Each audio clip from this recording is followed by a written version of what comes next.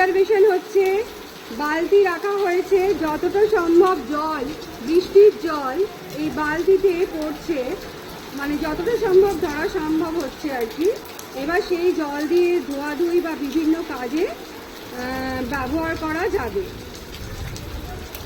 We are saving rainwater in our bucket in our school. When the bucket become full with rainwater, we will use this water in various purpose like cleaning, etc.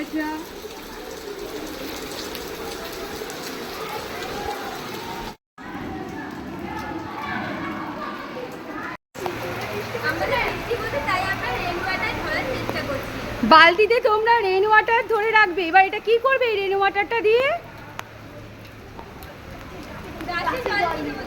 আচ্ছা আচ্ছা, বৃষ্টি তো জোরেই পড়ছে, তার মানে তাড়াতাড়ি মানে বালতিটা ভরে যাবে মনে হয়। আচ্ছা ঠিক আছে। রেন গেজ বানিয়ে বৃষ্টির জল ধরার জন্য একটা 1 লিটারের বোতল নিয়ে তার কার্ভের জায়গাটায় কাঁচি দিয়ে কেটে দুটো অংশ পেলাম। মুখের চিপিটা খুলে দিয়েছি।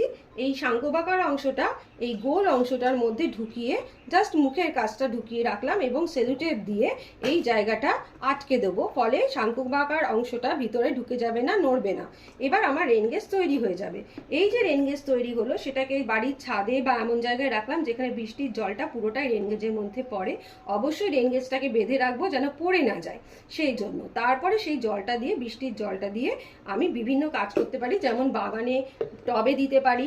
আর যদি মনে হয় আজকে কতটা বৃষ্টি হলো সেটা মাপবো, তাহলে এরকম একটা মিলিলিটার লেখা জারের মধ্যে ওই বৃষ্টির জলটা ঢাললে কত মিলিলিটার জল বা বৃষ্টির জল পাওয়া গেছে সেটাও আমরা মেপে নিতে পারি।